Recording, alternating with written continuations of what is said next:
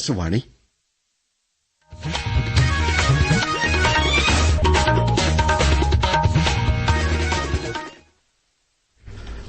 നമസ്കാരം. പ്രാദേശിക വാർത്തകൾ വായിക്കുന്നത് അനിൽ ചന്ദ്രൻ. പ്രധാന വാർത്തകൾ. പാർലമെന്റ് വർഷകാല സമ്മേളനത്തിന് ഇന്ന് തുടക്കമാകും. പ്രധാനമന്ത്രി നരേന്ദ്രമോദി സമ്മേളനത്തിന് മുൻപ് മാധ്യമങ്ങളെ കാണും. രാഷ്ട്രീയ പാർട്ടികൾ ക്രിയാത്മക രാഷ്ട്രീയ പ്രവർത്തനങ്ങളിൽ ഏർപ്പെടണമെന്ന് ഉപരാഷ്ട്രപതി ജഗ്ദീപ് ധൻകർ. സംസ്ഥാനത്ത് 6 ലക്ഷം മഞ്ഞക്കാർഡ് ഉടമകൾക്ക് റേഷൻ കടകൾ വഴി സൌജന്യ ഓണക്കിറ്റ് നൽകുമെന്ന് ഭക്ഷ്യവകുപ്പ്. നിപ സമ്പർക്ക പട്ടികയിൽ നിന്ന് 10 പേരെ കൂടി ഒഴിവാക്കി. പട്ടികയിൽ ശേഷിക്കുന്നത് 571 പേരെന്ന് മന്ത്രി വീണ ജോർജ്.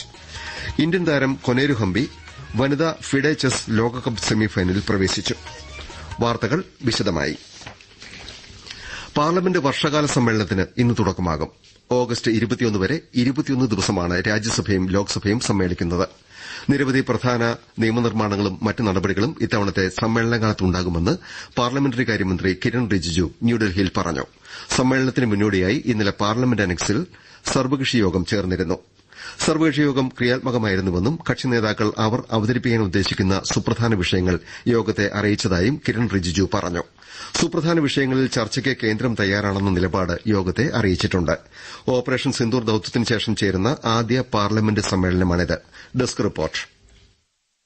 നടപ്പു സമ്മേളനകാലത്ത് 17 ബില്ലുകളാണ് ഗവൺമെന്റ് പാർലമെന്റിൽ അവതരിപ്പിക്കാൻ ഉദ്ദേശിക്കുന്നത്. ജൻവിശ്വാസ് ഭേദഗതി ബിൽ, ദേശീയ കായിക ഭരണ ബിൽ, മെർച്ചന്റ് ഷിപ്പിംഗ് ബിൽ തുടങ്ങിയവയ്ക്ക് പുറമെ കപ്പൽ മേഖലയിലെ ലേഡിംഗ് ബിൽ, സമുദ്ര ചരക്ക് നീക്ക ബിൽ, തീരദേശ ഷിപ്പിംഗ് ബിൽ, തുറമുഖ ബിൽ, ആദായ നികുതി ബിൽ എന്നിവയും ഗവൺമെന്റ് കൊണ്ടുവരും. ഓപ്പറേഷൻ സിന്ദൂറിലും ഇന്ത്യ പാക് മധ്യസ്ഥത സംബന്ധിച്ച അമേരിക്കൻ പ്രസിഡന്റ് ഡൊണാൾഡ് ട്രംപിന്റെ പരാമർശത്തിലും വ്യക്തത ആവശ്യപ്പെടുമെന്ന് പ്രതിപക്ഷ കക്ഷികൾ ഇതിനകം അറിയിച്ചിട്ടുണ്ട്. ഈ വിഷയങ്ങളിൽ പ്രധാനമന്ത്രി പാർലമെന്റിൽ പ്രസ്താവന നടത്തണമെന്ന് കോൺഗ്രസ് ആവശ്യപ്പെട്ടു. പഹൽഗാം ഭീകരാക്രമണത്തിലും തുടർ നടപടികളിലും സമ്പൂർണ്ണ ചർച്ച വേണമെന്ന് ആർഎസ്പി നേതാവ് എൻ കെ പ്രേമചന്ദ്രൻ യോഗത്തിൽ നിർദ്ദേശിച്ചു. ഇത്തരം വിഷയങ്ങളിൽ ഗവൺമെന്റ് ഉചിതമായി പ്രതികരിക്കുമെന്ന് റിജിജു മറുപടി നൽകി. ഡൽഹി ഹൈക്കോടതിയിലെ ജസ്റ്റിസ് വർമ്മയെ ഇംപീച്ച് ചെയ്യുന്ന കാര്യത്തിൽ ഗവൺമെന്റിന് മാത്രമായി നടപടി തുടങ്ങാനാവില്ലെന്നും എല്ലാ പാർട്ടികളും ഇക്കാര്യത്തിൽ ഒന്നിച്ചു നിന്നാലേ അത് സാധ്യമാകൂ എന്നും റിജിജു പറഞ്ഞു. ജസ്റ്റിസ് വർമ്മയെ സ്ഥാനത്തുനിന്ന് നീക്കണമെന്ന പ്രമേയത്തിൽ ഇതിനകം 100-ലേറെ എംപിമാർ ഒപ്പുവെച്ചു.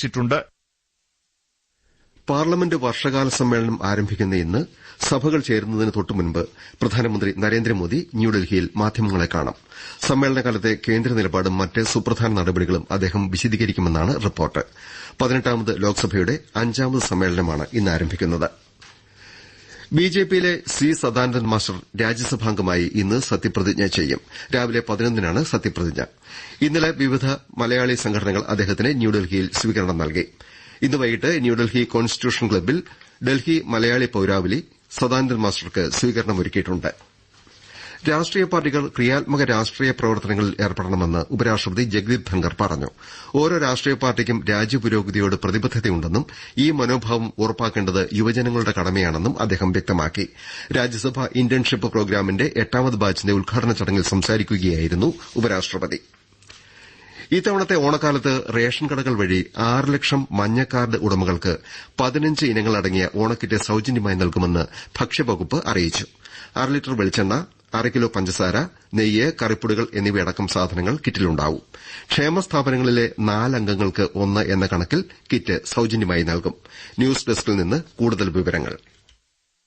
നീലക്കാർഡുകാർക്ക് 10 കിലോ അരിയും വെള്ളക്കാർഡുകാർക്ക് 15 കിലോ അരി കിലോയ്ക്ക് 10 രൂപ 90 പൈസ പ്രകാരവും വിതരണം ചെയ്യും. 94 ലക്ഷം കാർഡുകാർക്ക് 10 കിലോ കെ റൈസ് 25 രൂപ നിരക്കിൽ നൽകും. നിലവിൽ 29 രൂപയ്ക്കാണ് കെ റൈസ് നൽകുന്നത്. സംസ്ഥാന വ്യാപകമായി സപ്ലൈകോ ഓണച്ചന്ത നടത്തും. ഇക്കുറി തിരുവനന്തപുരത്തിന് പുറമെ പാലക്കാട്ടും മെഗാ ഫെയറുണ്ടായിരിക്കും.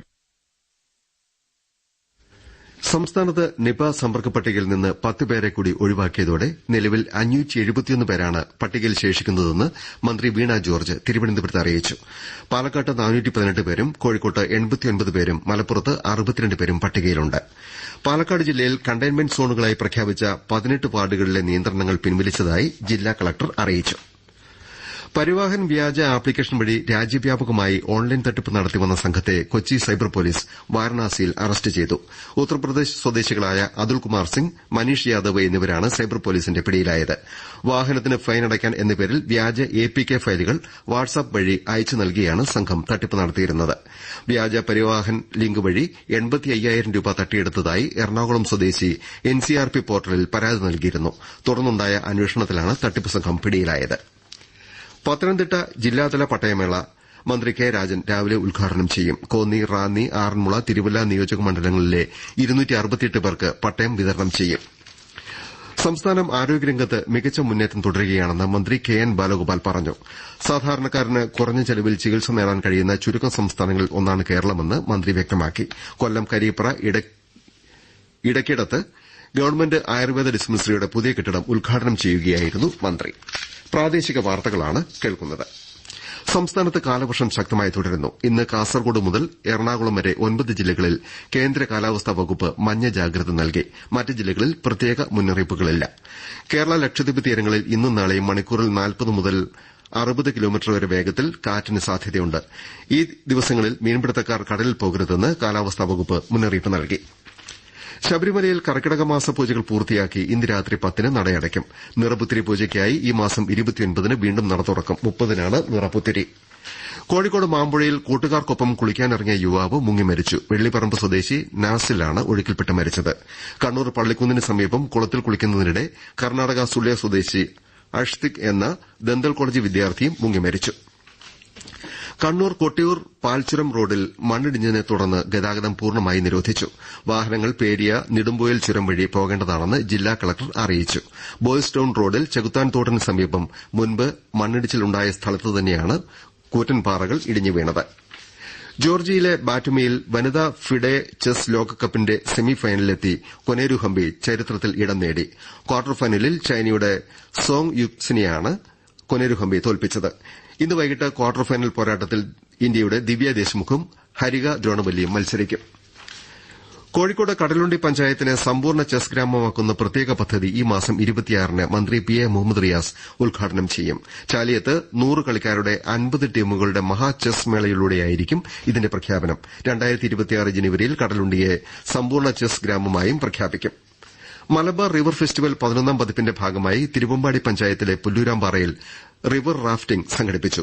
ഈ മാസം 24 മുതൽ 27 വരെ തുഷാരഗിരിയിലെ ചാലിപ്പുഴയിലും ഇരുവഴിഞ്ഞിപ്പുഴയിലുമാണ് മലബാർ റിവർ ഫെസ്റ്റിവൽ സംഘടിപ്പിക്കുന്നത്. ഇന്ന് രാവിലെ വയനാട് ചുരം ഗ്രീൻ ബ്രിഗേഡിന്റെ നേതൃത്വത്തിൽ ചുരം മഴയാത്ര സംഘടിപ്പിക്കും. കാലിക്കറ്റ് സർവകലാശാല ക്യാമ്പസിലെ കോളേജ് പ്രൊഫഷണൽ സ്പോർട്സ് ലീഗ് ഫുട്ബോളിൽ മഹാരാജാസ് സ്ട്രൈക്കേഴ്സും SKCNസും ജേതാക്കളായി. മഹാരാജാസിന്റെ M വാസുദേവാണ് പ്ലെയർ ഓഫ് ദ മാച്ച്. ഛത്തീസ്ഗഡിൽ സംഘടിപ്പിച്ച നാഷണൽ കിക്ക് ബോക്സിംഗ് ചാമ്പ്യൻഷിപ്പിൽ കണ്ണൂർ കാടാച്ചിറ ആഡൂരിലെ ദീക്ഷിത് പ്രവീൺ സ്വർണം നേടി. അബുദാബി ഇന്റർനാഷണൽ ചാമ്പ്യൻഷിപ്പിലേക്ക് ദീക്ഷിതിനെ തെരഞ്ഞെടുത്തു. കേരള ക്രിക്കറ്റ് ലീഗ് സീസൺ 2 തിരുവനന്തപുരത്ത് മന്ത്രി V അബ്ദുറഹ്മാൻ ലോഞ്ച് ചെയ്തു. 5 വർഷത്തിനകം രാജ്യത്തെ മികച്ച ആഭ്യന്തര ടീമായി മാറാൻ KCLന് കഴിയുമെന്ന് അദ്ദേഹം പറഞ്ഞു. അടുത്ത മാസം 21-നാണ് KCL ആരംഭിക്കുന്നത്. ചടങ്ങിൽ KCL ഭാഗ്യചിഹ്നങ്ങളായ ബാറ്റേന്തിയ കൊമ്പൻ, ചാക്യാർ, വേഴാമ്പൽ എന്നിവയും മന്ത്രി പ്രകാശനം ചെയ്തു. ജർമ്മനിയിലെ ബെർലിനിൽ ലോക സർവകലാശാല ഗെയിംസ് ബാഡ്മിന്റണിൽ ഇന്ത്യ ആദ്യമായി മെഡൽ നേടി ചരിത്രം കുറിച്ചു. മിക്സഡ് ടീം ഇനത്തിൽ ചൈനീസ് തായ്പേയോട് പരാജയപ്പെട്ടെങ്കിലും ഇന്ത്യ വെങ്കല മെഡൽ ഉറപ്പിക്കുകയായിരുന്നു. 2027, 2029, 2031 വർഷങ്ങളിലെ ലോക ടെസ്റ്റ് ക്രിക്കറ്റ് ചാമ്പ്യൻഷിപ്പ് ഫൈനലുകൾ ഇംഗ്ലണ്ടിൽ നടത്തുമെന്ന് അന്താരാഷ്ട്ര ക്രിക്കറ്റ് കൌൺസിൽ അറിയിച്ചു. സിംഗപ്പൂരിൽ ഇന്നലെ ചേർന്ന കൌൺസിലിന്റെ വാർഷിക സമ്മേളനത്തിലാണ് ഇക്കാര്യം അറിയിച്ചത്. ആകാശവാണി വാർത്താ വിഭാഗം മുൻ ഡെപ്യൂട്ടി ഡയറക്ടർ ഡോക്ടർ കെ പരമേശ്വരന്റെ 2 പുസ്തകങ്ങൾ കോഴിക്കോട്ട് പ്രകാശനം ചെയ്തു. മധുരമനോജ്ഞം മോഹനം ഈ ജീവിതം, കേരളത്തിന്റെ ഭാഗ്യരേഖ എന്നീ പുസ്തകങ്ങളാണ് പ്രൊഫസർ ശ്രീശൈലം ഉണ്ണികൃഷ്ണൻ പ്രകാശനം ചെയ്തത്. ആകാശവാണി പ്രോഗ്രാം മേധാവിയായിരുന്ന KM നരേന്ദ്രൻ അധ്യക്ഷനായിരുന്നു. ആലുവയിലെ ലോഡ്ജ് മുറിയിൽ ഇന്നലെ രാത്രി യുവതിയെ കൊലപ്പെടുത്തി ദൃശ്യങ്ങൾ വീഡിയോ കോളിൽ പങ്കുവച്ച യുവാവിനെ പോലീസ് അറസ്റ്റ് ചെയ്തു. കൊല്ലം കുണ്ടറ സ്വദേശി അഖിലയെ സുഹൃത്ത് നേര്യമംഗലം സ്വദേശി ബിനുവാണ് കൊലപ്പെടുത്തിയത്. സുഹൃത്തുക്കളാണ് സംഭവം പോലീസിൽ അറിയിച്ചത്. മീനങ്ങാടിയിൽ ബൈക്ക് അപകടത്തിൽ കബഡി ദേശീയ താരം അഭിഷേക് അടക്കം 4 പേർക്ക് പരിക്കേറ്റു. കരണി സ്വദേശി വൈശാഖ് ഓടിച്ച ബൈക്ക് ഇടിച്ചായിരുന്നു വൈശാഖിന് പരിക്കേറ്റത്. പ്രധാന വാർത്തകൾ വീണ്ടും. പാർലമെന്റ് വർഷകാല സമ്മേളനത്തിന് ഇന്ന് തുടക്കമാകും. പ്രധാനമന്ത്രി നരേന്ദ്രമോദി സമ്മേളനത്തിന് മുമ്പ് മാധ്യമങ്ങളെ കാണും. രാഷ്ട്രീയ പാർട്ടികൾ ക്രിയാത്മക രാഷ്ട്രീയ പ്രവർത്തനങ്ങളിൽ ഏർപ്പെടണമെന്ന് ഉപരാഷ്ട്രപതി ജഗ്ദീപ് ധൻകർ. സംസ്ഥാനത്ത് 6 ലക്ഷം മഞ്ഞക്കാർഡ് ഉടമകൾക്ക് റേഷൻ കടകൾ വഴി സൌജന്യ ഓണക്കിറ്റ് നൽകും. നിപ സമ്പർക്ക പട്ടികയിൽ നിന്ന് 10 പേരെ കൂടി ഒഴിവാക്കി. ഇന്ത്യൻ താരം കൊനേരു ഹംപി വനിതാ ഫിഡെ ചെസ് ലോകകപ്പ് സെമിഫൈനലിൽ പ്രവേശിച്ചു.